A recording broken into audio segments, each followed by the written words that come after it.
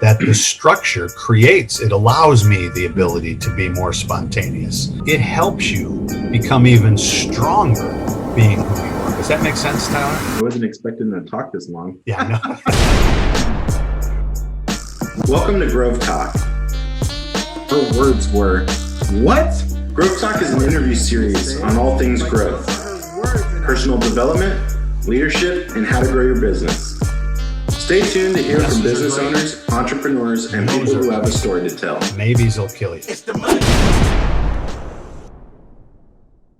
Welcome to this episode of GrovTalk. GrovTalk is where we talk about all things growth, from personal development to leadership skills and how to grow your business.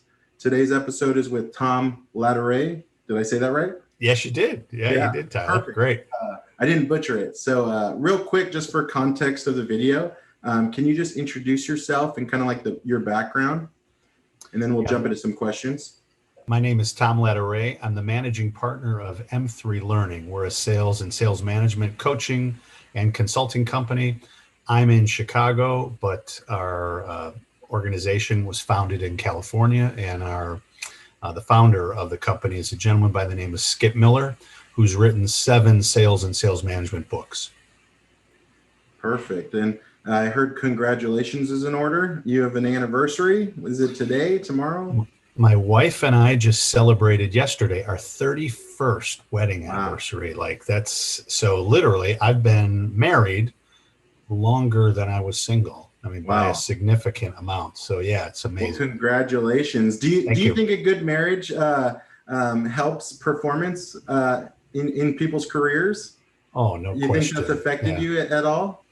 Yeah, I definitely, no question at all. I mean, I think if anything, it's interesting to me to see how your personal life actually impacts and affects your business life, no matter what, whether it's a marriage, whether it's hobbies, whether it's friendships, relationships you have. It's philanthropic events, anything you do really impacts that. Yeah, I agree. Surrounding yourself with the right people is huge. That's interesting. So have you always been into sales? Like, when did you start your sales career? Have you always done sales? I mean, I remember early being a paper route kid, selling paper subscriptions in the neighborhood. I lived in, Chicago area. So what age was that? Oh boy. So that would have been, I was young. I mean, that would have been before end of high school or? Yeah, no, before high school. I started, I had a paper route in my 7th, 8th grade. One of the things I'm really proud of is, I didn't know better. My family wasn't that well off. I was the oldest of 4. And, but I paid for my way through high school. I paid for my way through college. And that was all jobs that I had. So, I've been working pretty much my whole life, and sales has always just been a part of my life. I think it's interesting. Early in my career, I remember, you're really personable. You should be in sales. People like you. You should be in sales. Yeah, I got that too. Yeah, and it wasn't until later in my career that I actually found out, wow, there's a science to this, right? There's actually a process. I wish I had known that 10 years ago. Yeah, I'm the same way. I grew up actually in like 3rd or 4th grade. I actually stole. We had all these toy ants and spiders and snakes. And we used to use them as math. So they'd say like 2 spiders plus 1 snake. How many, reptiles or whatever do you have? Insects do you have? And so I actually stole that bin in 3rd grade and then sold it to them to kids on the playground, or bartered them for lunch, snacks. And so I've been doing sales as well, flipping cars in high school. Like I started early, trading sports cards. You name it. But I think sales is important in all of our lives. I feel like we all have a time in our lives where we have to sell somebody on ourselves. Do you think sales should be a topic discussed in high schools at an early age? No question. I think it's at least, if anything, at least the skills of good communication. which I think is ultimately the foundation of a good sales skill is, right? How do I ask better questions? How do I listen? I mean, boy, if you could teach people just how to listen early and not do the whole, hey, let me tell you about me. Let me tell you how great I am. And just that place of how do I carry a two-way, how do I carry an effective two-way conversation? And boy, if you learn that early, wouldn't that have helped a lot of us, right? Dude, yeah, just knowing that sales was an opportunity back then and what it looked like in the real world. I was doing it before I even knew it was a thing. And yeah, I think it would be super helpful. And like you said, Tyler, one of the things you said is, and we teach this, everyone in the organization is a salesperson. I mean, everyone touches a customer to some level, right? Yeah. And that space of understanding how my interaction with another human being impacts my organization, impacts that customer, can make a huge difference, you know? Yeah, and not only people within the organization, but we've been growing our sales through people that we've talked to who might not be a customer, but they've been generating leads and sales for us through referrals. And it's like almost everybody that you do communicate, if you communicate in a way where they know your brand, your story, they're basically a salesperson for you as well, especially if you're connecting. It's so interesting. Like, I think a lot of people, just because of our passion, we tell that story in a very strong, powerful, passionate way that engages other people to go, wow, you need to meet Tyler. They're doing some great work there. But boy, what if you understood? So one of the things we teach is we call it being proactive. What if you understood how to create that conversation instead of just hoping that it happens? What if you understood the pieces of that conversation so that you could purposefully go, you know what? I like this person. I believe this person is well connected in their industry, in their, in their network. If they understood my story in a way, and maybe I even help them share my story in a way that'll resonate powerfully with a bunch of people, think how much more effective we could be if we understood the steps to do that, right? But yeah, it's basically like proactively creating synergy. Right. Exactly. Yeah. And just being intentional about it, not just, hoping it happens, but actually making it happen. I think about, I'm a big sports fan. And I think if you look at A players in any sport, there's a space where they become really hyper aware of every single step they're doing. They don't just do it. I think there's a stage where we are successful just by kind of doing something out of our gut, right? But we don't become conscious about it. And mastery of the skill is becoming conscious about it. It's that space of, so I'm from Chicago. Michael Jordan was the basketball idol, right? The story says that Michael Jordan, after a game, even if after he scored 50 points, he'd still spend another 40 minutes shooting free throws, practicing. And you watch A players in any sport, they practice at a level that most of us don't even think about, right? But they're all about creating those strong fundamentals. They become very conscious about what they're doing. When I'm here at the line, I make sure that I move my arm this way and I make it part of my muscle memory. Is that, you know what I mean? Yeah. And then when you are fatigued, getting those repetitions in so that late in the game, it's like any other day.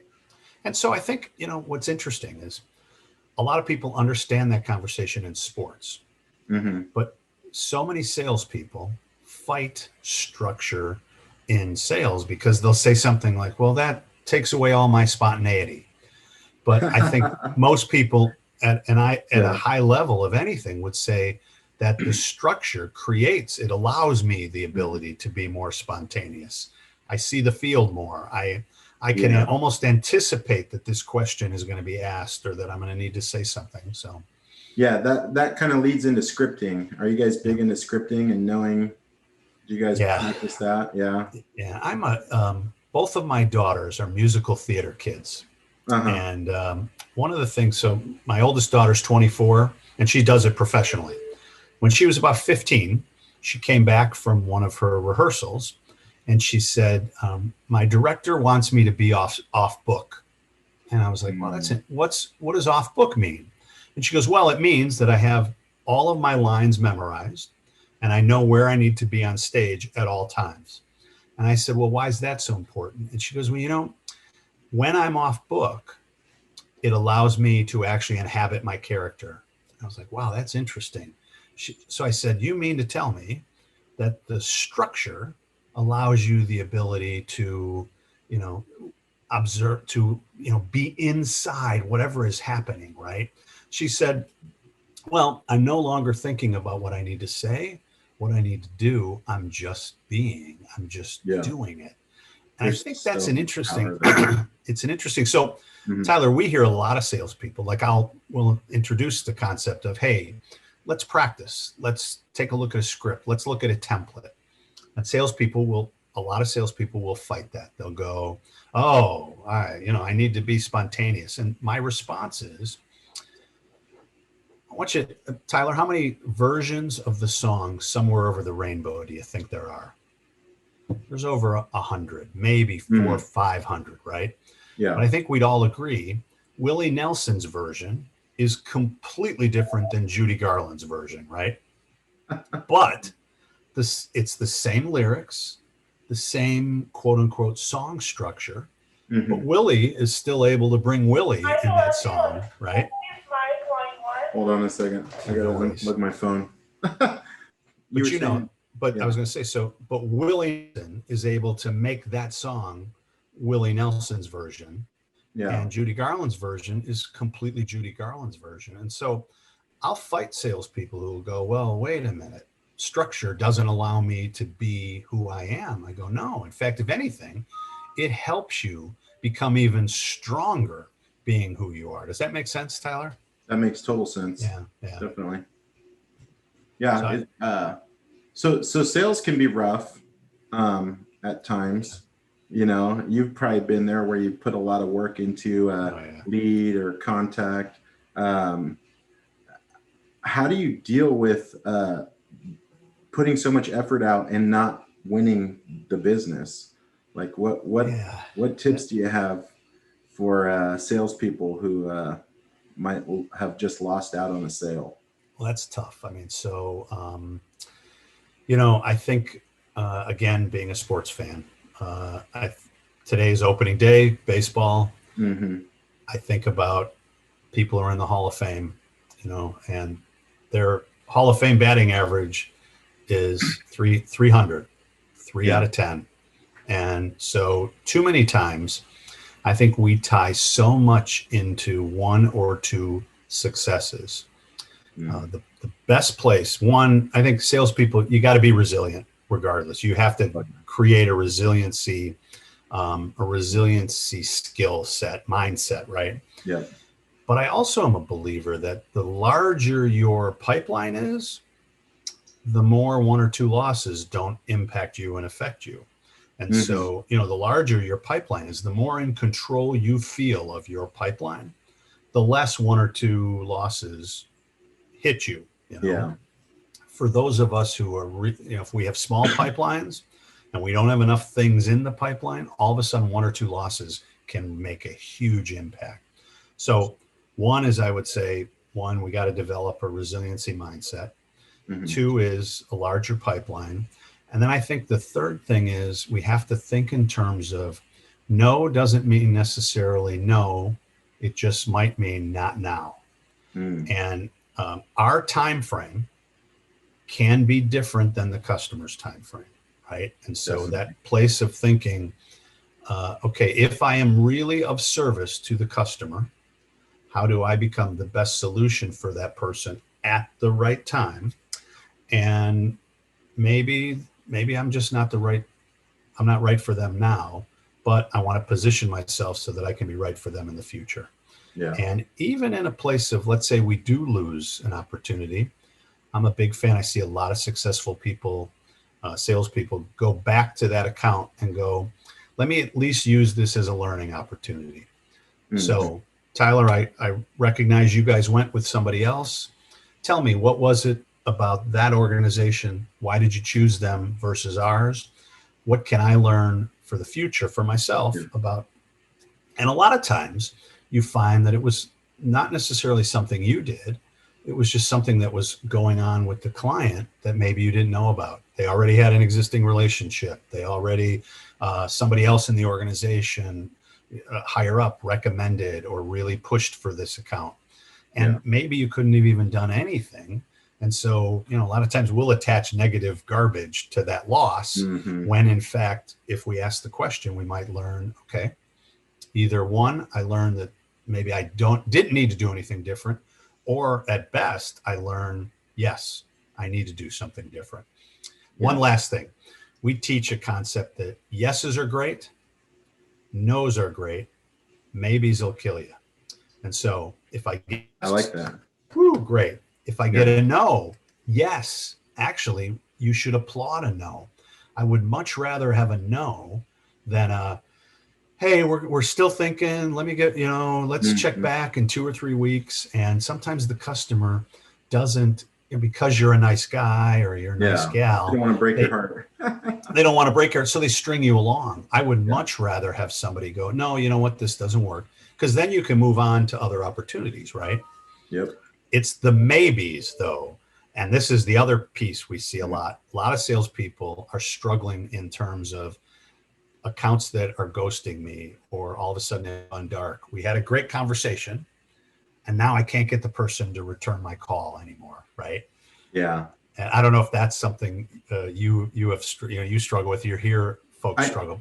Yeah, so I've struggled with it. One thing I would notice is I think back in the day, a lot of people will probably openly hang up on you or just blow you off because they don't want to talk to you. I feel like with where society is at right now, everybody's trying to be nice. And so I think more people are stringing people on now because they don't want to, draw that line in the sand or tell people no. And so I totally can see what you're talking about. One thing I was just going to say, we try to help sales organizations get actually create a space where you make it easy for the client to say no to you. Yeah. And where you're almost asking for a decision. So yes or no without delay, right? Yep. So, yeah. One of the things interesting is the whole timing thing that you just talked about with where your sales timing might be off from your prospects' sales timing. In the B2B space, we're in manufacturing. So a lot of times we run into that where a customer is in dire need of a part and we don't have capacity, or we have capacity and then we're in dire need of the sale and they don't need it, so right, exactly. That kind of hit home with me. And it's just finding the right fit and how do you keep the relationship alive for when we do have timing that is in synergy with each other. I spent a good bit of my time in building materials. We manufacture windows. And that was a big issue. A lot of times when you're dealing with an architect, all of a sudden somebody would come to you and go, hey, we need these 30 or 40 windows. And you couldn't meet the time frame. And so the biggest piece that we would tell folks, salespeople, was don't think about working on that order. Think about working on the next order. How do you secure? So how do you use this order to secure the next order, especially in that space where timing doesn't work for us? Just recognize, okay, it's too bad that I can't help you on this order, but let me start having a conversation so I can understand how I can help you on the next order. Does that make sense? Yeah, it's kind of like trying to look downstream and just keep your vision downstream on how you can help. Right. That makes sense. One thing we talked about, you brought it up slightly, mindset for salespeople is so important.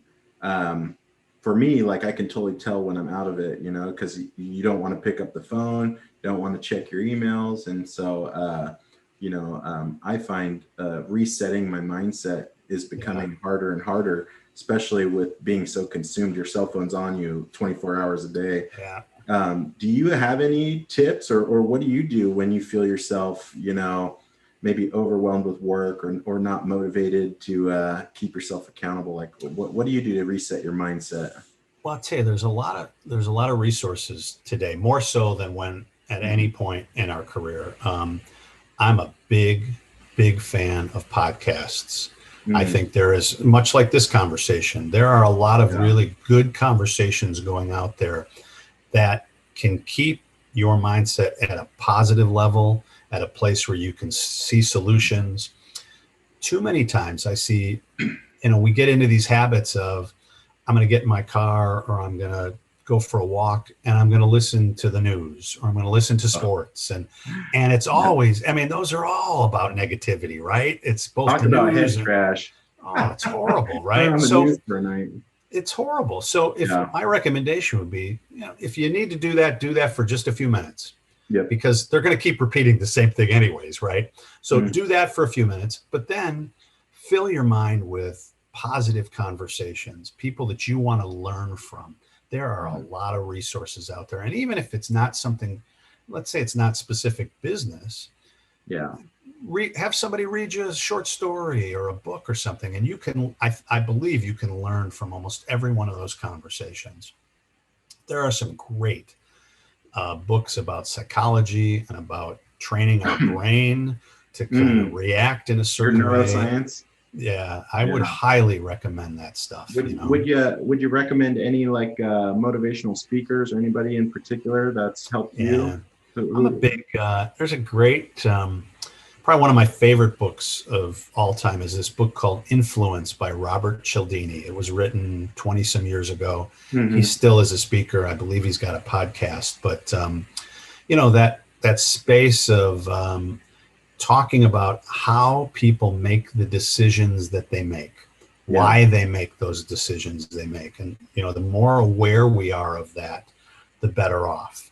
I think today there are just some great, I'm a big Brene Brown fan who talks, I don't know if you know Brene Brown, but she talks a lot about resiliency and about the places where we can kind of naturally shame ourselves, and we create our own negative head space, our head trash, like you call it. But I think there's just a bunch of great. When I first, who do you like? Is there anybody you listen to that? Well, when I first got into sales, that was kind of like, I was in a spot where I had never officially done sales before, and I was learning pretty much without guidance until I started going through a sales coaching program. But I was listening to a lot of like Les Brown, Jim Rohn. I think I heard a TED Talk that went viral with Simon Sinek on Find Your Why. Fantastic. I love Simon Sinek, Malcolm Gladwell. Great. When I was growing up, Nightingale Conant, they would give you cassette tapes, and you would plug those cassette tapes. So I listened to Brian Tracy, Zig Ziglar. Those were that's old school for me. But today, Jeffrey Gitomer is a big name. Skip Miller, who I work with, has some really great audio components, and then there's a woman, Linda Richardson. I love Linda Richardson. I don't know if you've ever heard of her. Have you heard of her? No. She wrote a book called Selling Isn't Telling. And I love that. She's all about questions and question based. But there's a bunch. I'd be more than happy to put a list together of folks that are great from a sales standpoint. But again, I think it's too many times we only focus in the industry that I'm in accounting, so I'm only going to listen to accounting podcasts, or I'm in sales, I'm only going to listen to sales podcasts. I would say expand that horizon and put yourself in a place where, how can I learn from every one of these speakers, and how do I apply this into what I'm doing here? That makes sense? Totally. In so much agreement with that statement. Yeah. So social media has been kind of like on the rise, especially for salespeople, business to business, and even B2C. How have you been embracing social media, and how have you been using it? It's kind of like how we met, right? Yeah. Oh yeah. I am a huge, and I'm going to use that word at least 10 times. Huge fan of LinkedIn. Yeah. I think LinkedIn, if salespeople are not mastering LinkedIn, they are behind the eight ball. And you need to utilize LinkedIn for a few reasons. First is it's an incredible research tool. First time I'm meeting somebody, one of the things we always taught in sales was your first job is to build rapport with the other person. Yep. If you walked into somebody's office, you're taking a look around. Oh, I see you're a fisher. I see you like to fish. I see you do this. I see you do this. We're trying to build rapport, right? Yeah. There's a free tool that literally lists, like before you or I were to meet, I could take a look and see where Mm. you've worked before, who you know, who you're connected to, what your hobbies are. I can know all of that before we even have a meeting. I can find places where we have rapport. I don't know how many times this has happened to me where I'll be getting ready to meet somebody for the first time, and I'll look on their LinkedIn page and I'll notice that they're connected to a friend of mine who I've known for 40 years. And Mm. I'll email my friend. I'll go, "How do you know Pat?" "Oh, our kids are in Boy Scouts together, and he's a great guy, or she's a fantastic person. Do you mind if I use your name when I'm there?" "Oh, of course. In fact, tell them I said hello, or tell them that, they're a weak Yeah. hitting third baseman. I'm from, we played softball together." Yeah. Now your first conversation is not about business. It's about the mutual places you have connections. Do you have a paid LinkedIn account or So just I free? do I do I've kind of been grandfathered into the second tier, so Okay. it's not the recruiter, which I love. I know people who use it, Yeah. but I've got I think I pay $25 a month for it, so I do pay a little bit extra. Hmm. Um, the other thing that I see happen a lot, Tyler, is let's say you and I had a relationship, a business relationship. We're doing business. I take your business card and I put your business email into my CRM, or however I keep track of that. You leave the organization and you go to another organization. What happens to my relationship with you? It's lost, right? Because Yeah. it's based on an email address that no longer exists. Yeah. With LinkedIn, the minute you move to another company, LinkedIn actually notifies me and says, "Hey, congratulate Tyler. Tyler just moved to this organization." Yeah. When you're connected on LinkedIn, you literally are connected for the length of that person's career. Yeah.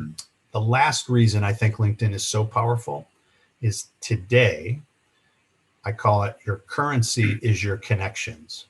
Mm. And so my ability to introduce you to somebody that can help your business is all consistent on whether or not I have a good, strong network.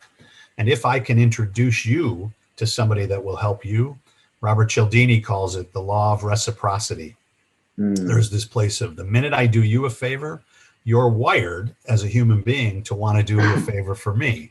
Yeah. And so there's this really interesting place where just by using that tool, I can create a bunch of people who are looking out for me. Much like I think you brought it up earlier, is that Yeah. space of how do I create a network of people that are introducing me to people that need my services at the time they need my services. And based on what I know about you, you do that really, really well.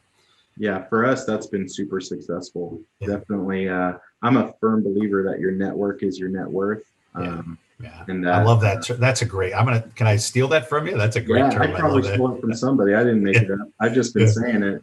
But yeah, your network is your net worth. I'm a firm Yeah. believer in that. And uh, I haven't read the book, but I've been told my philosophy on the go-giver approach is kind of how I Oh, live my life, the way I describe my life. And so I haven't read the book, but I guess I'm a go-giver. it's a Give great that whole philosophy. that whole giving without expectation. I probably picked it up from my mom because she's kind of that way. So she's Yeah. probably blessed me with that. So social media besides LinkedIn is what other like organic traffic opportunities do you see out there? Are you using anything else other than LinkedIn? So LinkedIn, I actually, I use Facebook, even though I tend to keep my Facebook a little more personal. Mm-hmm. We do some stuff on Instagram. I do know a bunch of companies that are having strong success on Instagram. Instagram is a very, and especially for manufacturing, Yeah. Instagram is a space where you can share some really cool, powerful, uh, examples of projects that you've completed. And again, every one of those pieces is building credibility. Surprisingly, I'm hearing a lot of people are starting to have success on TikTok. Mhm. Like they're very short videos, but Yeah. there's a place where you start generating a lot of followers. Now, I haven't started that yet, but I think it may be something that I'm going to need to look into. So I don't know. How Yeah. about you? What are you We, guys using? we just started TikTok maybe a month ago. And it's basically we're not building TikTok videos on the platform the way that we probably should. Yeah. We're repurposing all of our old vertical videos. We've made a bunch of vertical reels and Instagram stories, and so we're repurposing it there, which I think is good to try out. Like the first video that we posted up there was just of a part dropping, a logo. Yeah. I think it, had some tagline, and like over 6,000 people viewed it. Right? Like It's crazy. Like literally in a few days, people. Yeah. I agree. And so for us, I don't think our demographic for our like customer base is really on TikTok, but we basically have this goal, and it's hard to monetize a goal like this. It's more of like a wish. We want to drive younger kids into the manufacturing world and expose younger kids to the great opportunities there are in manufacturing and in trades, the whole STEAM learning and job career opportunities. And so I think sharing manufacturing and making manufacturing sexy on TikTok is our way of doing that. And then if we can cross-pollinate from TikTok to other platforms, and as they grow in their career, they'll remember us or recognize our brand. I think it's a longer play for us. But if you have a product or if you have something else, maybe an online digital asset that you're trying to sell, I think it's a great place for you're onto something. And this is the one. How old are you, Tyler? I am 29 for 9 more days. Gotcha. So I'm 57. And I think one of the biggest challenges, especially in manufacturing, the good news is many of us have had success doing things for a lot of years. The bad news is that many of us have had success doing things for a lot of years. Yeah. There's an organization called Grainger. I don't know. I'm sure you know Grainger. Yeah. $9 billion company. I saw one of their senior executives speak once, and he talked about one of the things they do at Grainger is they do this really cool. They call it reverse mentoring. So a young person joins the organization, and they attach that young person to a senior executive, maybe my age, and they teach the senior executive how to use Instagram or TikTok or whatever. And you bring up a fantastic point. While this might not be the tool for today, the decision makers, but it is definitely the tool for tomorrow. Yeah. And like you say, there are a lot of young folks who are just either starting off in the industry or they're working on the plant floor and they're getting involved in their organizations. And the only way they get their information is on TikTok or, LinkedIn is, that's just something my dad uses. Yeah. Right. Yeah. And so we have to be aware that there are multiple pieces out there, and there are a whole body of folks in our industry who are being communicated to differently. And so, boy, we better start attaching them. So I love what you guys are doing. I think the place of just, and if anything, the thing we're teaching organizations now is you don't have to become an expert. Just start playing with it. Just start experimenting with it. Just do what you're doing. Repurpose material that you already have and start getting out there. That's all you have to do. And like you're saying, all of a sudden you start seeing 6,000, 7,000 people see it.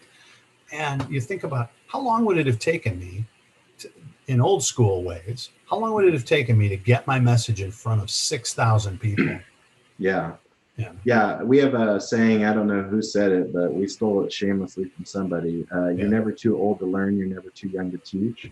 And so we're big on just continuously learning and becoming practitioners. And it really is embedded in our culture, to always be looking for rooms for improvement, look for that next way of communicating, next way of doing business. And so, I know I've made this comment to you before in person. I'd love to make it here. Since you and I have known each other about a year now, and we got connected via LinkedIn. You attended a webinar. I think I reached out to you. You replied, and we literally had 4 or 5 conversations on LinkedIn before we even had a Zoom conversation. But the thing I've seen that you've done really powerfully on one medium is your your go-giver approach. You're putting a lot of really strong data out there. You're communicating in a powerful way. You're creating networking. You're a big part of some really strong networking organizations. And I am just as an observer, I'm seeing that that is creating people wanting to be a part of your universe, wanting to be connected with you. And, and that's just by being out there, by putting yourself out there. And from what I would believe, it's probably impacted your business. Would you agree with that, Tyler? Oh, definitely. Yeah. Just by helping other people, like we had talked about before, it's brought in a lot of open doors. Like one of our biggest customers this year is actually a referral from one of our referral networking partners. And it's their number one customer as of like the last 20 years. They don't do what we do. And they were like having issues with a current vendor. And they said, well, why are you going with them? You need to talk to Tyler, blah, blah, blah. And this last year and a half, they've grown to be like one of our number one customers. So, those kinds of things just pay off. And all you need is one or two of those yeah, to immediately pay off. And especially what I find so fascinating about all of these digital tools is the cost of them is really just time. Oh, definitely. Because most of them are just, it's low cost to entry, but you have to devote some time. You got to be willing to put in some time and consistency, and you've done it, Yeah, no, it's worked out great. I'm throwing a cough drop in because I'm fighting this sickness. I'm not 100%, but I wasn't expecting to talk this long. Yeah, no. So we talked a lot about sales. How important do you think branding is? Yeah, we're big fans of sales and marketing kind of working together. I think that's really important. Too many times we see organizations where the sales is siloed, marketing is siloed, maybe they're not talking to each other, and sales is doing their thing here, marketing's doing their thing here, and the way they communicate isn't coordinated. The organizations that do this really well have so much more success. I look at an organization like yours. You do both sales and marketing. You're responsible for both of those, correct? Yeah. Yeah. And so I think that when you're able to align the message that you're putting out there along to the message that you're communicating in person, like, so if my salespeople are talking, I want to build upon all that, not to have to rebuild it every single time. So big fan of consistency in sales and marketing. And then always, I think, the way this philosophy of being a go-giver, starting with the customer's thought process in mind. We're a believer that too many sales organizations, that first or second conversation are all about, hey, let me tell you how great I am. Here's how many years we've been in business. Here's our list of satisfied customers. Here's what we do well. Here's what we do well. That's all great stuff. It's just not first date stuff. You would never have that conversation on a personal level the first time I'm meeting you. Hey, let me tell you how fantastic I am. Here's how much money I have in my bank. But in business, if you were to take a look at your first 8 or 9 slides, most organizations on an introductory slide deck are showing their locations, how many years they've been in business, their list of customers, maybe a few case studies.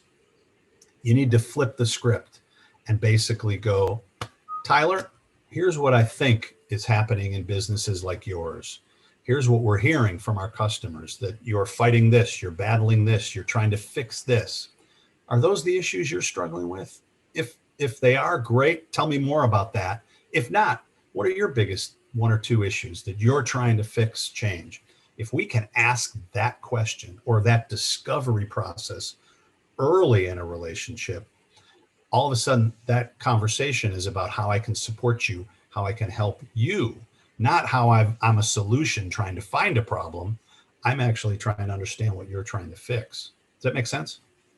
Yep, totally. And we're in agreement. So we went through the Sandler sales approach, and it talks a lot of the same way, finding the pain. Big fan of Sandler. Really love Sandler. Yeah. So we're big on the whole positioning yourself as a trusted advisor, and being not okay, that whole approach. Would you say, let me think, ask you a question, Tyler. Before you yeah. took Sandler, on a scale of 1 to 10, where was the organization? So 1 being we're very poor, 10 being, oh yeah, that's exactly the way we're thinking. Where were you before Sandler? I think so when I moved into sales, it was focused solely on diversification out of our core industry.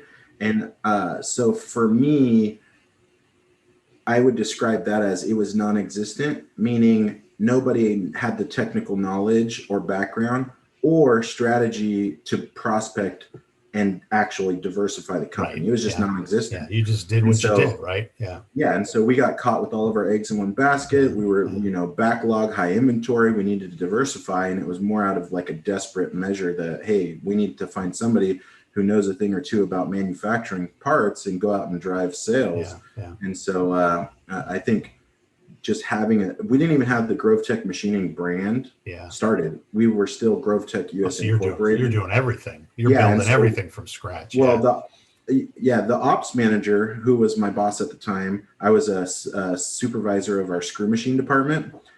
He said, he's got the natural gift, even though I was a little rough around the edges. And, I wore a shop shirt with like 4 buttons undone. You could probably see my belly button and chest hairs. Like, I was rough.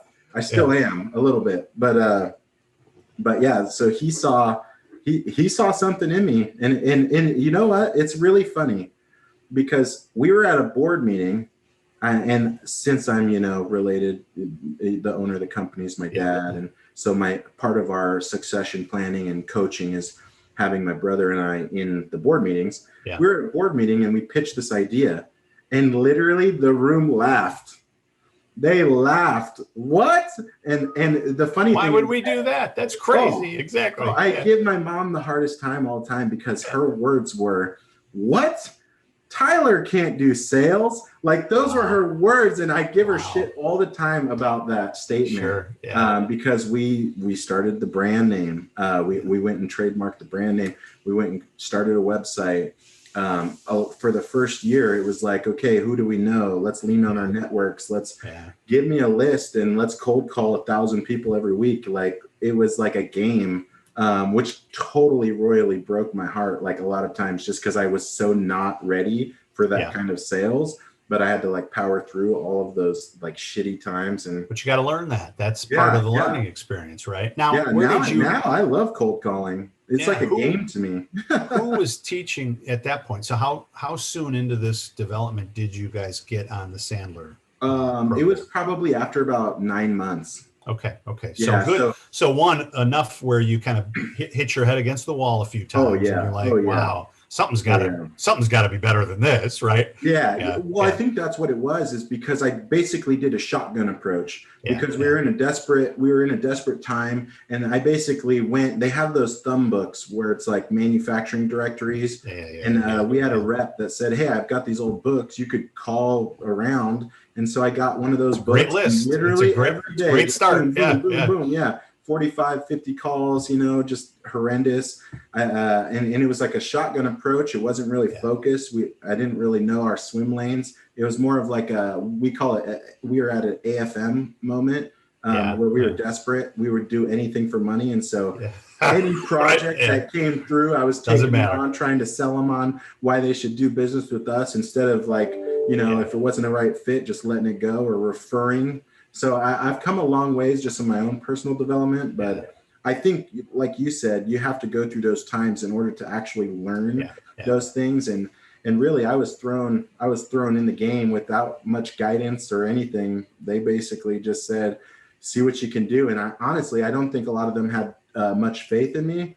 And so I think I've shocked the hell out of them, to be honest. I was going to, we got time for me to share one quick story. Yeah, go ahead.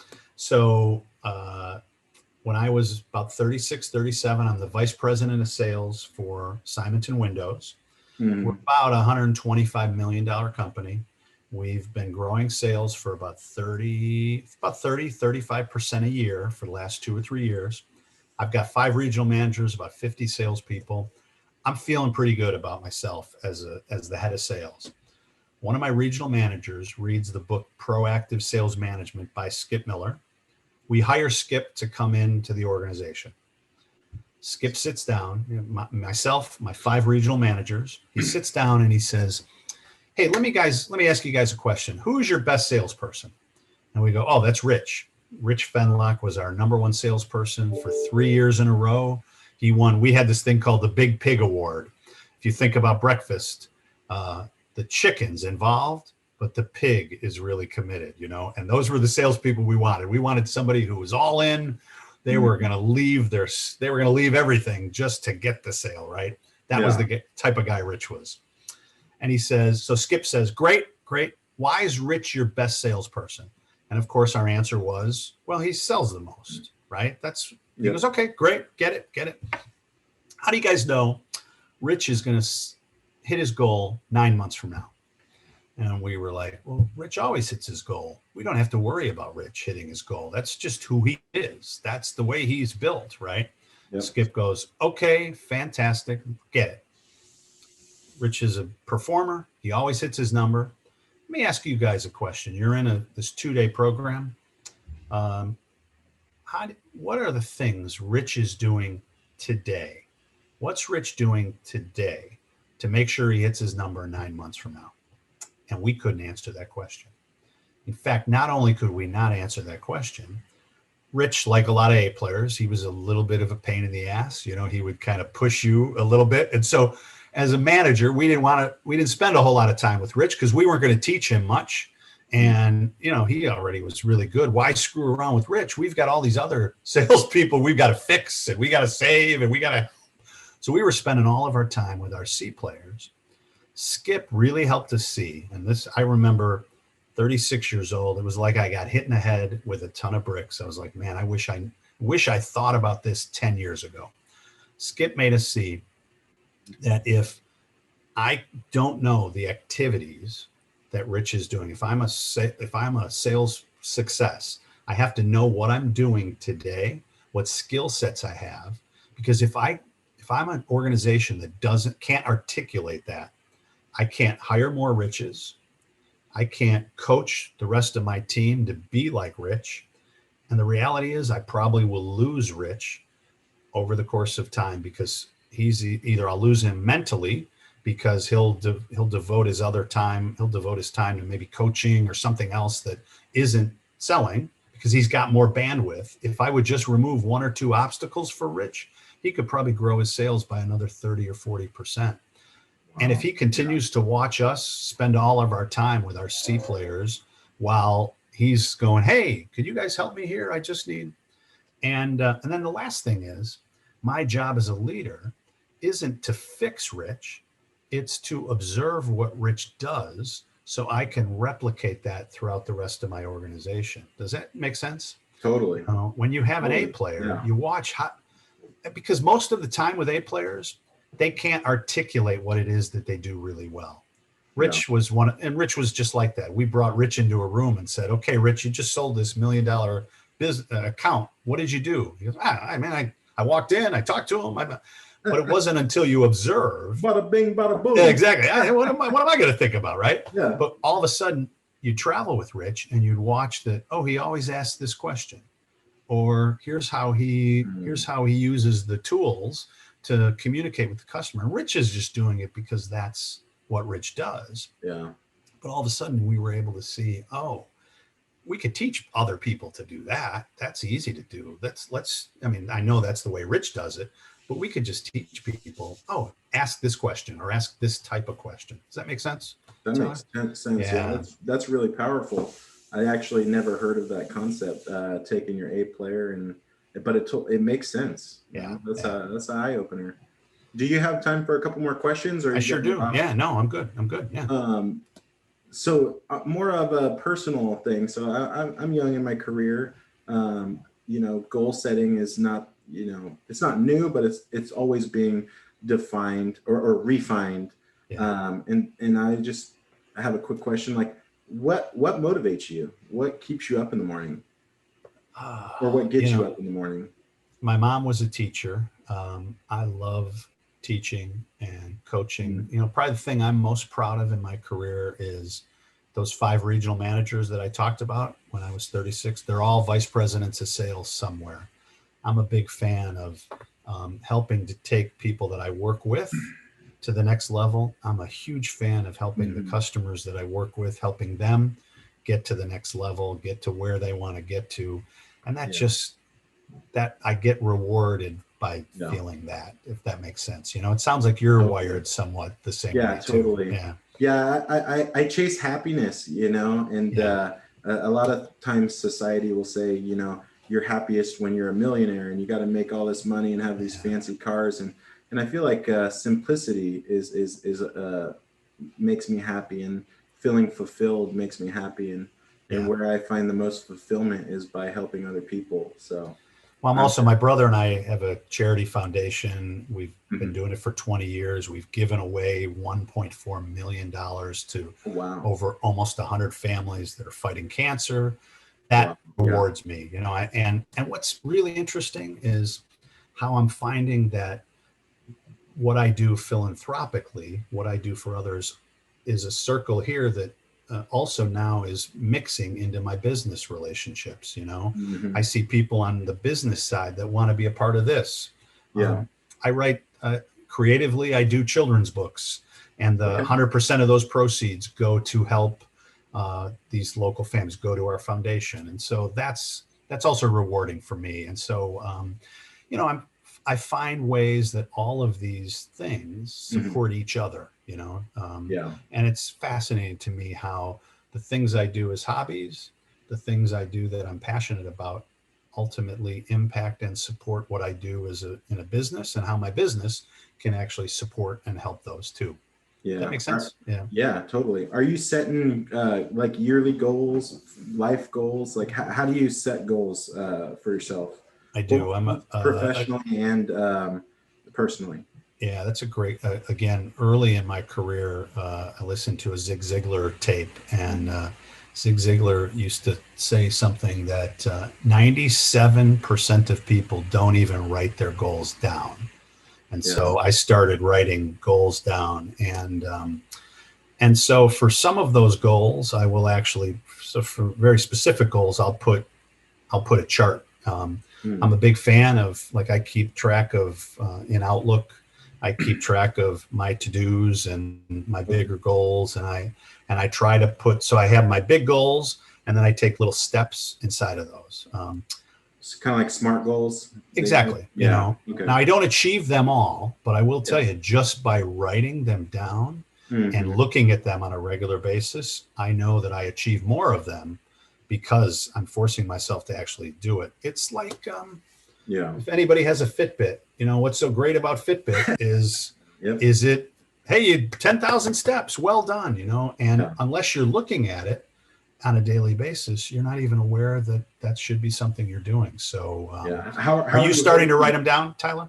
You know, when I first moved into sales, I took a dry erase and I wrote down on the mirror, and I wrote like my top 3. And then I found that they weren't specific enough, so I redefined them. Now I'm to the position where I really have life goals, and then I have tasks in like 30 days, 90 days. Love it. I think before I was thinking, you know, 5 years, I want to do this, you know, and it was more of like the visual board of like all these things I wanted to achieve and accomplish. And now I'm like, what can I do this 30 days? What can I do in the first quarter, second quarter, third quarter of the year? And then I focus more on that kind of stuff. You remember Rich Fenlock? We talked about Rich. He was our best salesperson. Yeah. Every year he would start his year with a picture of what he was going to spend his commission check on that year. And he would put it in his truck. And so one year it was a hot tub. Next year it was a deck. Year after that, it was a new truck. And every time he'd pull the visor down, he was looking at what he wanted to accomplish that year. So, how do you keep yourself accountable to those goals?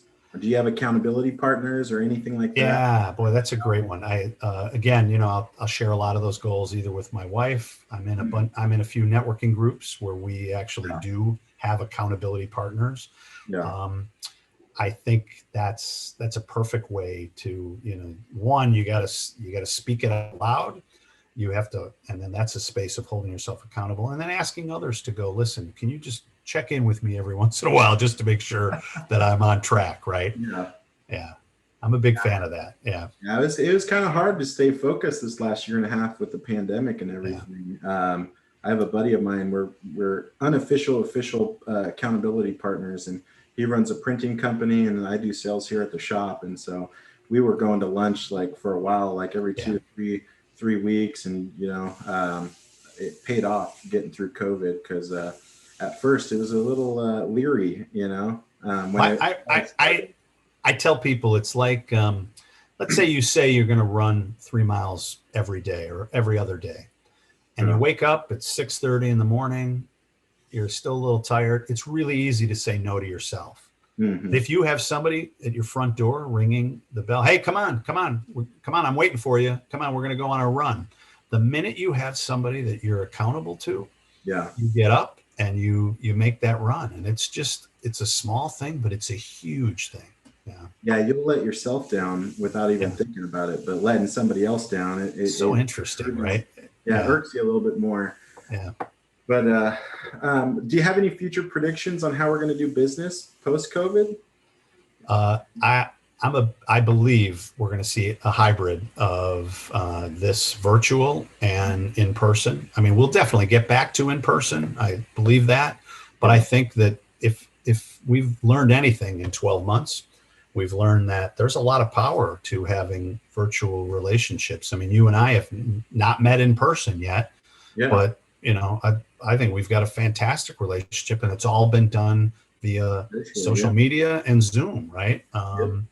And I think that's just, right now we're hearing organizations that so imagine if I'm a executive vice president and I want to make an impact inside my organization.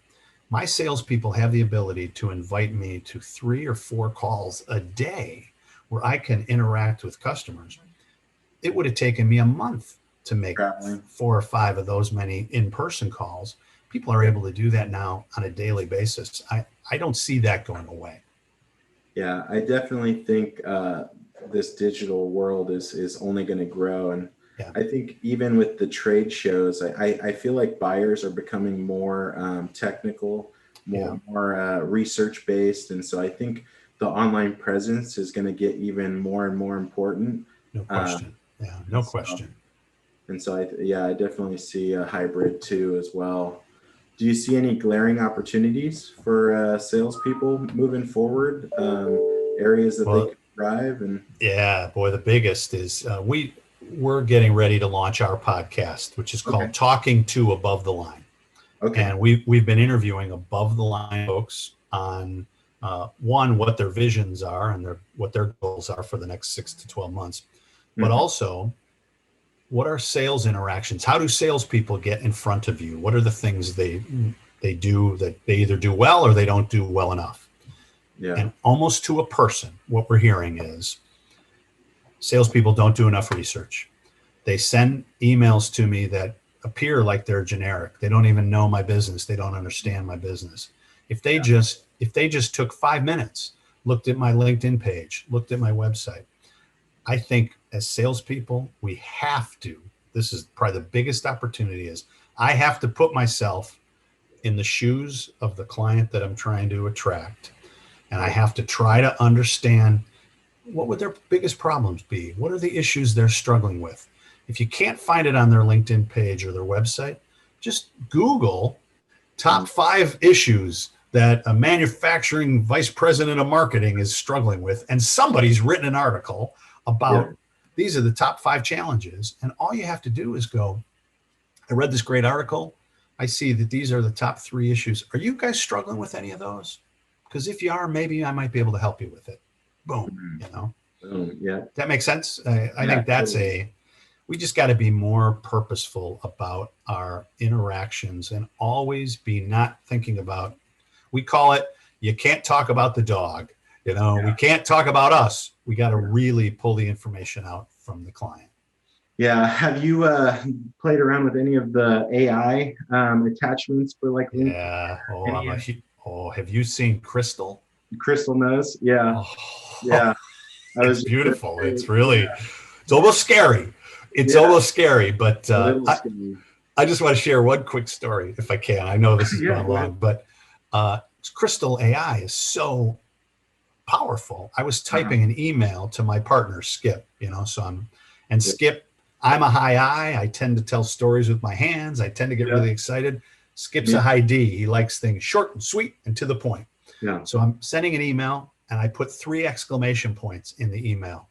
And all of a sudden there's this blinking red dot on my screen. I click the screen and it's a note from Crystal AI saying, hey, if you want to be heard by Skip, 3 exclamation points, he's not going to listen to that.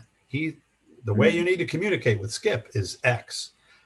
And so not only is yeah, that information out there, but it's coaching us yep. to have a better communication, have better conversation. So Yeah, I haven't been doing a lot of outbound prospecting just because yeah, where our capacity is at. I don't have a lot of open right. capacity Yeah, to take on new business. But during COVID, I started doing the Crystal Nose extension through LinkedIn. And it's it's amazing, isn't interesting it? where it says like best way to communicate. And then it also says it gives you suggestions for like the headline to use to where they Right. will actually click and open it up. I'm like, Yeah. mind blown at technology and how it's just like putting you that much further in Yeah. prospects. I'm also so Skip just wrote his last book is called Outbounding, and it's all Mhm. about prospecting in today's world. Yeah, And one of the things, so like we talked about earlier, kind of go full circle. We've got some scripts in there, some email samples, and so I was having trouble with an account that we had a great conversation a month and a half ago. Looked like we were moving forward with the program. All of a sudden, I can't get him to return my calls, mm. and so we've got a series of emails that we send. I sent that series, no response. Our last email in the book is called a breakup email. And Mm. it's just a quick, easy way. Hey, looks like this might not be the right time for you. I'm gonna stop pinging you. I don't want to be a pain, but I literally copied and pasted from the book. I just took the template, Yeah. copied and pasted it. The guy responded to me in 15 minutes Oh on wow. email. And, I call Skip. I'm like, Skip, you're never, he goes, this stuff works. People are using it, And so again, I think the point you're saying is that there are tools out there Hmm. that if we use them, if salespeople use them, and they have to fight this, well, this isn't the way that I do it. I've Yeah. had success in the past. You've got to be willing to Yeah. practice. You've got to be willing to try some of these new tools because they work. And there's a lot of people who are using them. So Yeah. Definitely. So Tyler, this was great. I can't believe that we've talked yeah, for an hour. yeah, this was a lot of fun. I think we have some valuable content here. Yeah. The last question is, what advice would you give somebody who's starting out in their career? Be a student. Be a student of sales. Good one. Yeah. Somebody gave me that advice early in my career, and I read books, listened to, in those times it was cassette tapes. Mhm. I think read books, watch TED Talks, listen to podcasts. There is a plethora of information out there, and if you become a student of sales and Yeah. do not listen, especially if you're starting your career, even if you've been in your career for a long time, that space of coming to this with a beginner's mindset, no matter where you are, is a really powerful place to be. That would be my biggest advice to anybody is just be a student, come to this with a beginner's mindset, and you'll make all the difference in the world. And you'll help more people. That's the bigger thing. You'll help more people, and ultimately you'll make a hell of a lot more money and you'll achieve your goals at a level that you want to. That's a great one. Hey, well, thanks for joining us in this Thanks, episode. Tyler. How can people reach out to you, contact you? What's your contact? So Tom L at m3learning.com. I'm on LinkedIn. So I'm on LinkedIn, Facebook. I also have a Twitter account, Instagram account. So you can, any of Are you those on avenues. Clubhouse yet? What's that? Are you on Clubhouse yet? I'm not yet. I've heard great things about Clubhouse. Are you on it? I have been on it and I've had great success. I've only participated in one room. Yeah. There was about 12 people on the call, but I got 4 LinkedIn connections out of it. And It was a manufacturing specific room that I was in, and so it was kind of in our space. Okay, So yeah, so in the one room so far, it's been pretty good. I need to do that. I've heard from quite a few people. So Yeah, and again, my cell phone number is Yeah. my cell phone's 847-528-2738. If anybody ever wants to call me, more than happy to talk. So Okay. Do you have an iPhone? I do. Yeah. Mhm. Okay.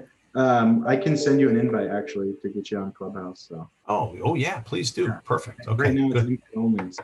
Yeah. Okay. Yeah, I love that. Cool. Thanks, man. Tyler, what a Awesome. pleasure. Really, really nice chatting with you, and look forward to seeing you at the next marketing event or networking event. So Thank you. thanks, Have a good bud. one. Take care. You too. Bye. See ya. Bye.